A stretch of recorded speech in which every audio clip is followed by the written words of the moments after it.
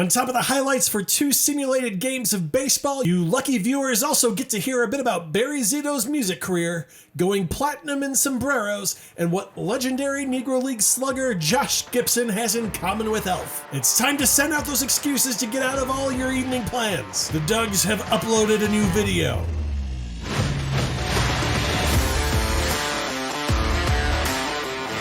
Welcome back to the Dougs. Everything we do here is an excuse to tell a lot of baseball stories and a lot of jokes.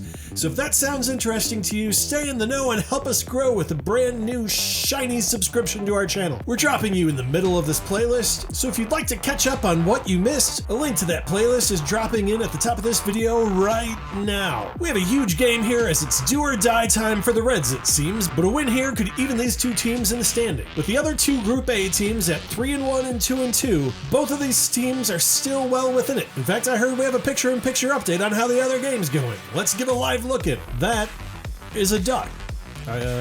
Well, I've quite appreciated how the graphics team has stepped it up this year, but apparently picture-in-picture was a bridge too far. That's fine, we'll work on that, get it up and running a little later, hopefully. It's Charlie Librant getting the start for the Reds today, and it's 1-0 6 out of 5s before I can even tell you a little bit about him. That's Phil Rizzuto with his first home run of the tourney. Librant's a bit of a hometown hero for me, and oh, come on. With 2 outs, Paul Konerko adds a second solo shot to the inning. Pretty rude, Paul. Ah, well, Librant's boring anyhow, it's fine. Dave Collins is trying to get the Reds right back into it any way he can as he takes off for second in an attempted stolen base. But don't look now, Jason Varitek has thrown someone out. Varitek threw just 23% of runners out over the course of his career, but we've rolled whatever that 4-sided die the nerds use is called, and it came up Varitek. That might prove to be costly as Bernie Williams buries the Reds deeper in the hole. Williams was using the bat of scoring because it's +2 to the 6 out of 5's runs ability. 4-0 6 out of 5s. How's 1-3 sounding to the Reds? Apparently, not great. That is a 2-run home run by Dan Dreesen. Apparently 2 mothers claimed the lead was theirs because the Reds just straight up cut it in half. And they received no relief here. A bid to get back on track is derailed by Ken Caminiti when he closes his eyes and hopes this play will make itself. And so the rally is on. Ron Oster singles, so there are now runners on first and second. Joe Nolan gets hit by a pitch to load the bases. Ray Knight is up next and he singles and the lead is down to 1. Sam Mejias comes in to pinch hit for the pitcher, so all those thrilling Charlie Librant stories are gonna have to wait. It was worth it though. That is a game-tying single. We're all knotted at 4. Dave Collins is up, and if the Sixes can turn it here, they'll get out of the inning with their lead intact, but they cannot. All of a sudden, Cincinnati is up 5-4. Let's see if the graphics guys has got this under control and take a peek at how these latest developments are stacking up against the other action in the group.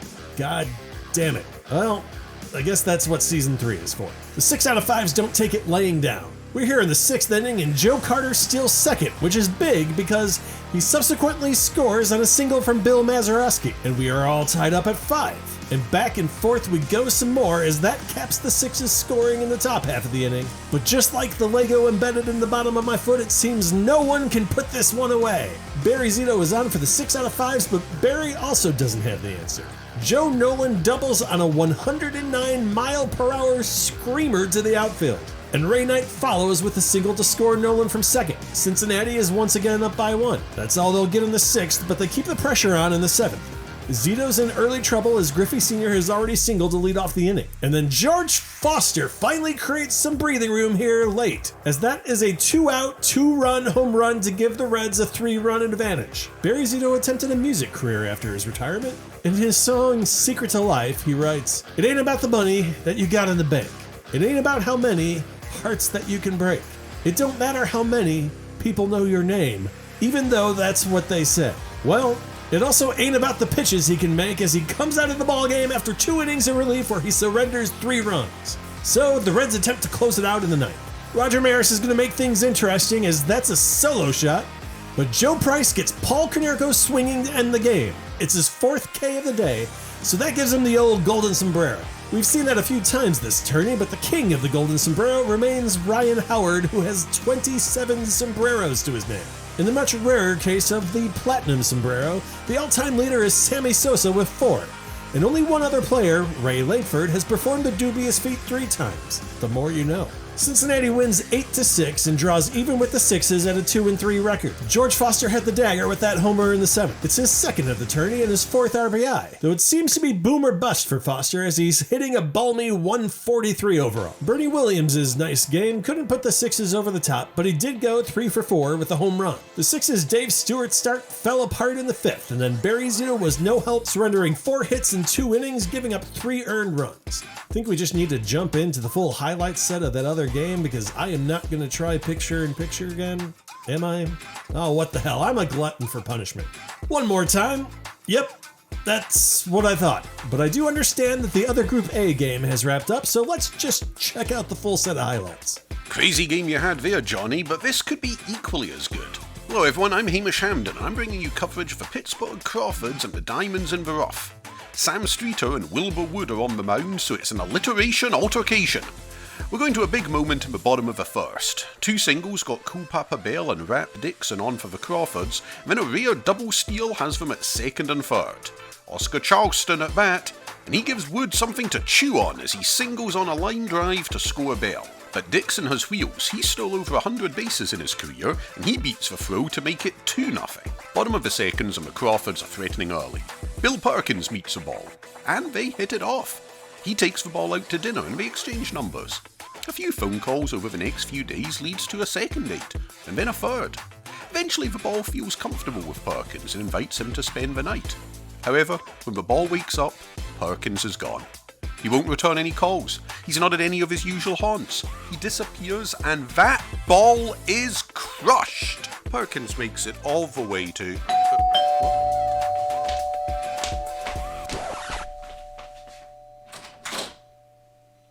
CIA?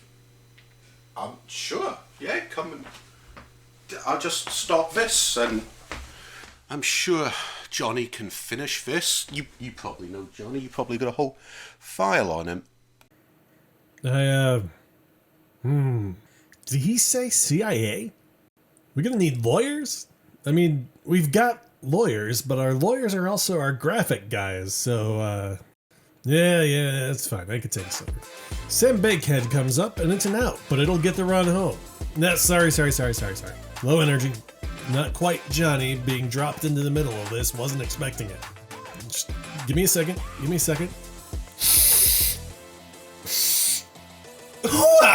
Alright, let's play some baseball. Josh Gibson says yes, let's play some freaking baseball. That's a 2-run shot. Crawfords are up 5-0. The Diamonds in the Rough aren't taking it lying down. Paul Goldschmidt might be trying to have some questionable sexual encounters because that one's a 4-bagger. And Nap Lajoie is like a heterosexual philosopher looking at himself in the mirror because that's 2 straight homers. They get 1 more on a Joe Mauer RBI single, and so the Diamonds have more than cut the lead in half with plenty of time to go. The thing about time, though, is that no matter what the song tries to tell you, it is not always on your side. No, it's not. We enter the bottom of the 6th still at 5-3, but we will not be exiting the inning at the same score. In walks Dr. Death Danny Darwin. Small tangent here. One of my favorite places to go research is saber.org, which has fantastic in-depth articles on more players than I could ever expect. Well, that's unless you're looking for Danny Darwin. As much as we at the Dogs love playing past the blame and shift accountability, Saber looks like they're also a fan. Instead of just letting you know that the article doesn't exist, they also tell you who the article is assigned to so you know who to blame when something is missing. Turns out our boy Zach is a bit behind. Of the 13 articles assigned to him, there are 5 missing articles. That's 38%, Zach. Those are rookie numbers. In the off chance that he ever stumbles across this video, let's all tell Zach how disappointed we are of him in the comments. Anyhow, I was doing the research to try and track down how this guy got the name Dr. Death. Turns out the explanation was fairly simple. It was given to him by his hero Nolan Ryan, who told him that whenever somebody got a hit off him, he glared at them like he wanted to kill him. Well, strap yourself in because we're about to get a healthy dose of resting bitch face. Judy Johnson hits an RBI single as Ted Bond comes around to score from second. Cool Papa Bell brings him home on an RBI double. It's 7-3. Rap Dixon singles and Cool Papa Bell is the fastest man to ever live, so you know he's coming home from second. And then Josh Gibson That's his second home run of the game. He's got 3 hits, the 2 homers, and a triple, so it's 10-3. Just a massive game. Gibson got to start playing baseball at 16 for an amateur team sponsored by Gimbel's department store, as he was an elevator operator there. If Gimbel sounds familiar to you, it could be because it's also where Buddy the Elf worked, who we also know had an affiliation with Major League Baseball. So it's 10-3, but it's not over yet. Top of the 7th, and Joe Torre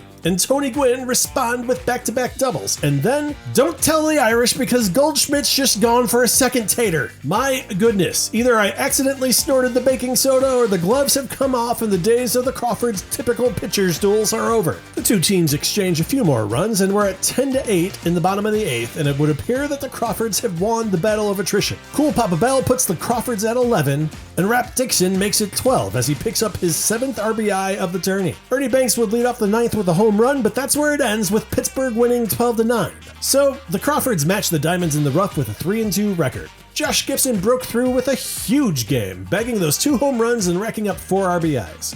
In addition to Gibson, 2 other Crawfords in Cool Papa Bell and Rap Dixon picked up 3 hits, collectively accounting for 8 runs and 8 RBIs. Somehow the heroics of Paul Goldschmidt and Nap Lajoie weren't enough to put the Diamonds over the top, as they lose for the second time to this Crawford squad. Let's take a look at the standings. The Crawfords have caught the Diamonds in the rough in the standings, but are still well behind them in the run differential, and their next game will be a huge one. Their final game of the group stage will bring the 6 out of 5s to Pittsburgh, and they will have to avoid a 4-run loss if they want to stay ahead of that team. And the Reds? Well, the Reds are going to have to kick some serious ass if they want to be part of the conversation. Tomorrow on the Dugs, we'll return to Group B and see Club Snub take on the Expos. Our sources say Dan Quisenberry is starting the game for Club Snub as an opener, potentially? I think Club Snub has just gotten bored. Meanwhile, Gabe White will get the start for the Expos. In our other matchup, we'll see Daryl Kyle of the Two Soons traveling to Chicago to take on the Black Sox, and Frank Schellenbach. As a reminder, leave your predictions in the comments, tell us who's going to win and by what margin, as we're tracking these throughout the season, and we'll reward whoever is the best predictor throughout. And as always, if you like what we're doing, liking these videos, commenting on the videos, and getting those free subscriptions to our channel is the quickest way of making the Dugs a thing. Next up on the Doug Sports Network, it's the 2022 Flopping Championship. The only championship where genuinely nothing actually happens. That does it here for Hamish, I guess. I've been Johnny Paprika, hoping all of your balls are fair and all of your wood is good. Good night, everybody! Gibson got to start playing baseball at 16 for an amateur team sponsored by Gimbel's department store, as he was an elevator there.